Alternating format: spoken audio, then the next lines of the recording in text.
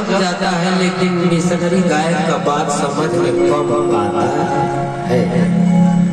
तो मेरा जितने मिशन गायक लोग गाते हैं, इन लोगों की दो चार बात अगर आप लोगों को समझ में आ जाए तो उससे बड़ा पुरस्कार कुछ नहीं होता है। मिशनरी गायक क्यों आते हैं?